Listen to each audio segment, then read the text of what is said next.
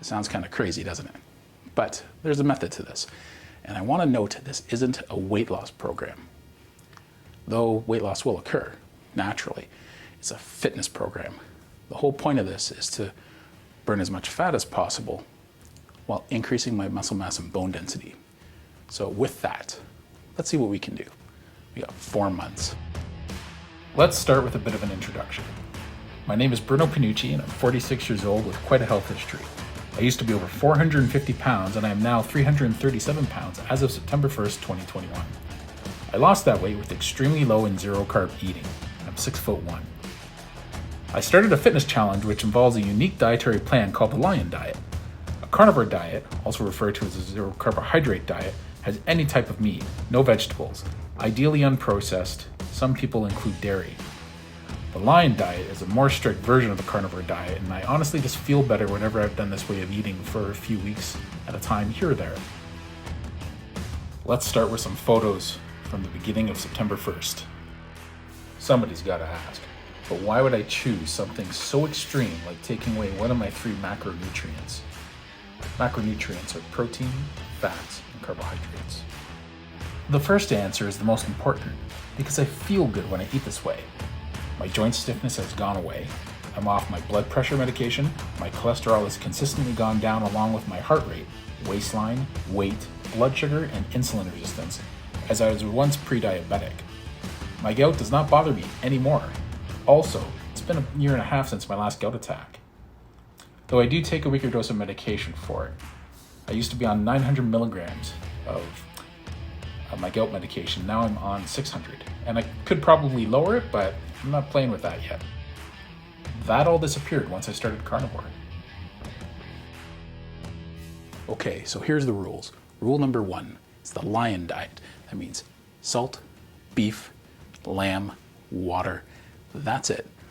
Now, I've been doing a version of the carnivore diet for 8 solid months, and I had a great time with it. Probably lost about 7 inches on my waist. But I want to up it to the next level. So rule number 2, be full all the time. I'm going to measure my food in weight. I want to aim for at least 3 pounds a day, up to 4 or 5 or even 6 pounds a day. So depending on my resting metabolic rate, which my DEXA scan said was about 23 or 2400 calories at rest, with the exercise I'm doing, it's going to add up to almost 3,300 calories a day. That's before my exercise and activity.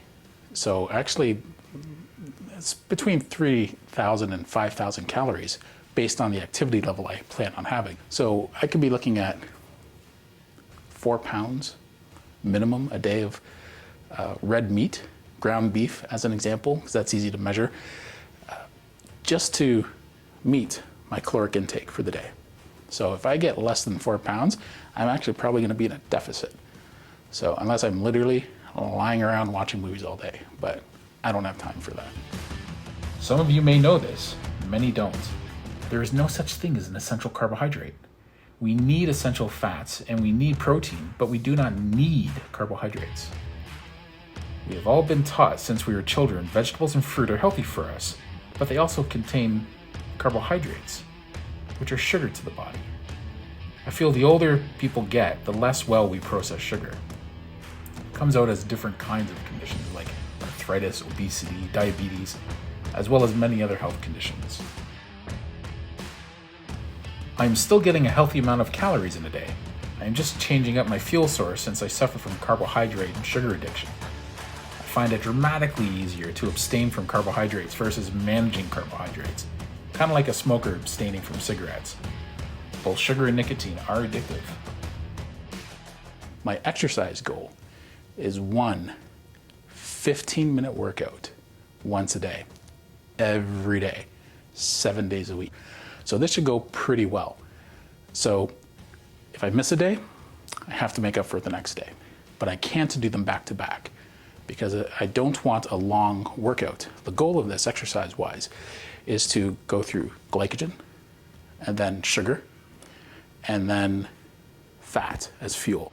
I'm going to stop stop at about 15-minute mark. I probably could go a little bit longer, but I also want to see exactly how good the results can be after just 15 minutes of intense working out a day. Most workouts are going to be a combination of a compound movement with an isolated movement, like a squat with a bicep curl, as an example, and going alternating between the two without having any rest or minimal rest. So instead of doing 4 sets of squats and resting between each one, with the rest, I'm going to switch over and do biceps or arm flexors. So another day I might do deadlifts and shoulders. So that's going to be the game plan. I'm going to try and upload 2 videos a week. One video is going to be like updates and scheduling and how it's going.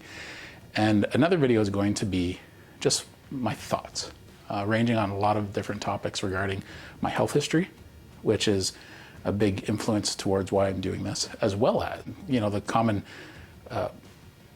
difficulties I might have doing this, and just my experience in the past with different ways of eating and exercise as well.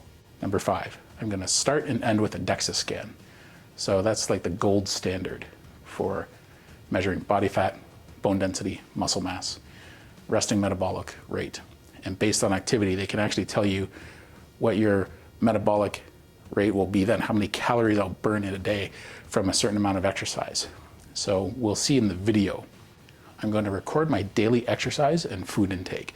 So that way I have a daily journal of how many pounds of meat I eat in a day. Depending on the cut, it'll have an influence on what my fat intake is, as well as my protein intake. So certain cuts are a lot leaner than others when it comes to steaks. So ground beef is going to be my main staple, but I'm still going to have different cuts of red meat. I'll even have lamb sometime. I'm going to record how much meat I eat in a day, how many ounces, and how many calories that is. I don't really care about calories once again, but I want that measured just for posterity's sake, because it's not about the calories. I'm also going to record my exercises, so that way I'll know. I'll be keeping progress notes. So if I can do 4 sets of squats at 250 pounds, I'm going to see how long it can take till I can do 4 sets of squats at 260 pounds. And monitor that each week, because you always want to challenge yourself. If it's getting easy and you're just doing the same exercise week after week, your body will adjust, and it's not really much exercise anymore. So you always want to be pushing yourself. This is all about inches, not pounds. I've taken measurements of my waist, my arms, my legs, my upper legs anyway, and I just want to see what I can lose, mainly on the waist. So I'm going to probably lose in the shoulders and arms, of course, but it's the waist that I really want to. I'm predicting, if all goes well, between minimum 6 up to 8 inches on my waist. So right now I'm 46, probably a 47-inch waist in jeans, but I measured my waist and I have a photo of it, and I'll post it up here so that we can all see what that starting point was on September 1st.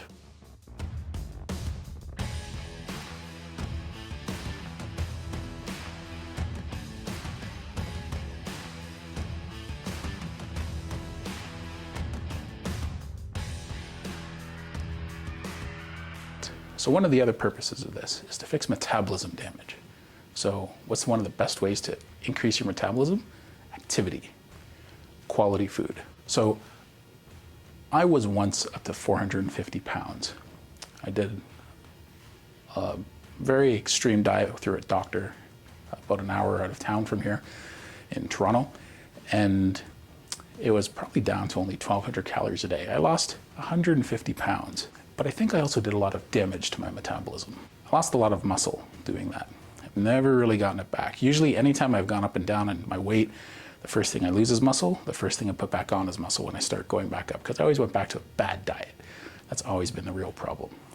So we're going to see how this goes, because when I'm done this, I'm just going to be doing a regular zero-carb diet. Nothing as extreme as the lion diet. One of the goals is to also see if this will have any effect on my thyroid.